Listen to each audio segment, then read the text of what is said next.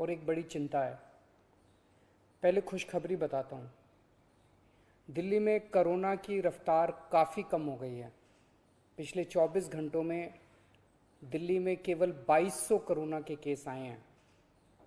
संक्रमण दर भी घट के पिछले 24 घंटों में केवल 3.5% रह गई है। लेकिन इसका मतलब ये नहीं है कि कोरोना का खतरा टल गया, वो अभी भी है।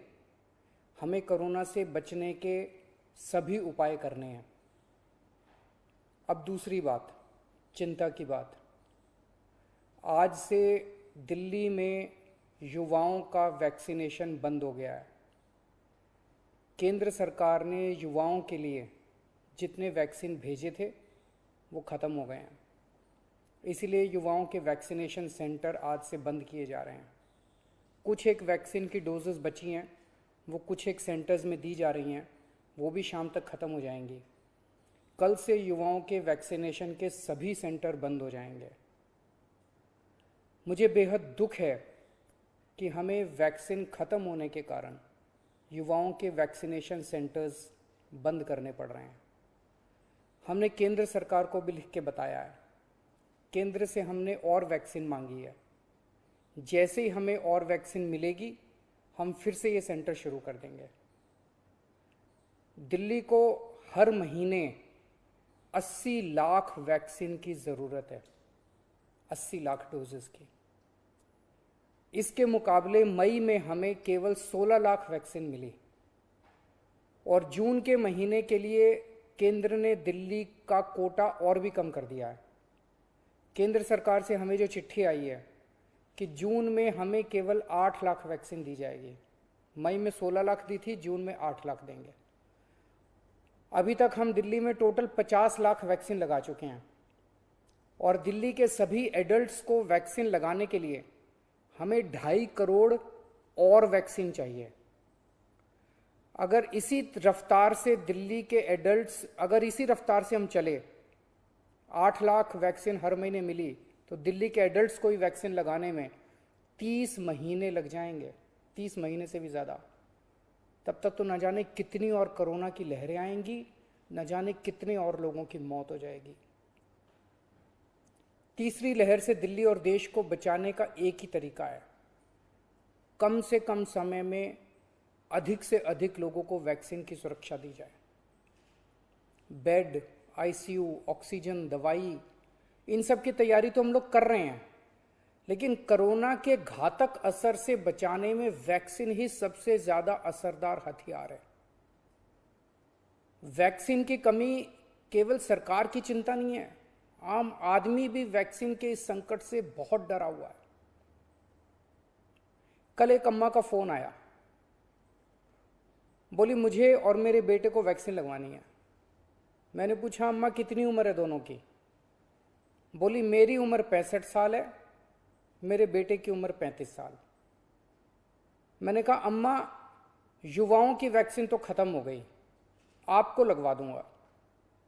थोड़ा सोच के बोली अच्छा मेरे वाली वैक्सीन मेरे बेटे को लगवा दे, वो नौकरी के लिए घर से बाहर जाता है, मैं तो बूढ़ी हो गई, उसे तो आगे परिवार भी संभालना है, इसलिए उसका सुरक्षित रहना जरूरी है। ये सुन के दिल में बहुत पीड़ा हुई। आज वैक्सीन की कमी की वजह से देश में बेहद मुश्किल हालात पैदा हो गए। अगर देश में किसी पिता, किसी बेटे, किसी भाई, किसी माँ, किसी बहन के सामने ये धर्म संकट है कि वो खुद वैक्सीन ले या अपने परिवार के युवाओं के लिए छोड़ दे, तो इससे ज्यादा दुखद बात और क्या हो सकती है। कोरोना से लोगों की जान बचाने के लिए हमें देश में वैक्सीन की उपलब्धता तुरंत बढ़ानी पड़ेगी। इसके लिए केंद्र सरकार को मेरे 4 सुझाव हैं।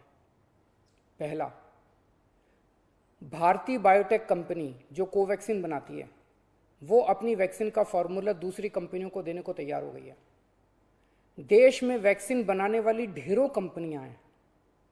केंद्र सरकार तुरंत उन सभी कंपनियों को बुलाए और उन्हें आदेश दे, उनसे रिक्वेस्ट ना करे, उन्हें आदेश दे कि वे सभी कंपनियां युद्ध स्तर पर समयबद्ध तरीके से वैक्सीन बनाना तुरंत चालू करें।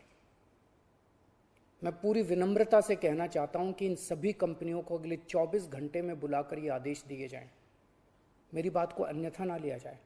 इस वक्त एक एक दिन कीमती है, इसलिए मैं ये बात कह रहा हूं। दूसरा सुझाव, सभी विदेशी वैक्सीन, जितनी विदेशी वैक्सीन है उनको भारत में इस्तेमाल करने की तुरंत इजाजत दी जाए। ये भी 24 घंटे में होना चाहिए, इसमें भी बिल्कुल देरी ना की जाए। और विदेशी वैक्सीन के जितने निर्माता हैं उनसे भारत सरकार बात करे। अभी भारत सरकार ने राज्यों पे छोड़ दिया कि स्टेट्स बात करें, हर राज्य अपने अपने स्तर पे विदेशी कंपनी वालों से बात करे। ये कोई अच्छा लगता है? भारत के 36 राज्य और यूनियन टेरिटरी हर कंपनी के सामने जाके आपस में लड़ रहे हैं। महाराष्ट्र हरियाणा से लड़ रहा है, हरियाणा दिल्ली से लड़ रहा है, आपस में लड़ रहे हैं सारे इन कंपनियों के सामने। इससे विदेशों में भारत की क्या छवि बन रही है? भारत सरकार उनसे खरीदेगी तो ये कंपनियां भारत सरकार को बहुत ज्यादा गंभीरता से लेंगी, और फिर भारत सरकार तो सीधे इन कंपनियों के देशों की सरकारों से बात कर सकती है ना। और भारत सरकार जब इन कंपनियों से बात करेगी तो भारत सरकार तो कई 100 करोड़ की वैक्सीन खरीदने की बात करेगी, तो जाहिर है ये कंपनियां भारत सरकार से कहीं ज्यादा अच्छे से बात करेंगी। तो भारत सरकार को इनसे वैक्सीन खरीद के राज्यों में बांट देनी चाहिए। तीसरा सुझाव, कुछ देश ऐसे हैं, पढ़ने में आ रहा है मीडिया में, कि जिन्होंने जरूरत से ज्यादा वैक्सीन जमा कर रखी है। उनकी जनसंख्या जितनी है उसके हिसाब से उनको जितनी वैक्सीन चाहिए उससे कहीं ज्यादा वैक्सीन वो स्टोर करके बैठे हैं। उनसे भारत सरकार को वैक्सीन लेने के लिए गुजारिश करनी चाहिए, प्रार्थना करनी चाहिए। और चौथा सुझाव, ये जितने विदेशी कंपनियां वैक्सीन उत्पादक हैं उन्हें भारत में वैक्सीन उत्पादन करने की भी तुरंत अनुमति दी जाए। अंत में मेरा केंद्र सरकार से यही अनुरोध है कि दिल्ली को तुरंत वैक्सीन उपलब्ध करवाई जाए ताकि हम फिर से वैक्सीन लगाना चालू करें, अपने वैक्सीनेशन सेंटर खोलें और दिल्ली का वैक्सीन का कोटा भी बढ़ाया जाए। कोरोना की इस लहर में सबसे ज़्यादा युवा जिंदगियों का नुकसान हुआ है, युवाओं की मौत हुई है, और दिल्ली में इस वक्त युवाओं के कोटे की वैक्सीन खत्म हो गई है। नमस्कार।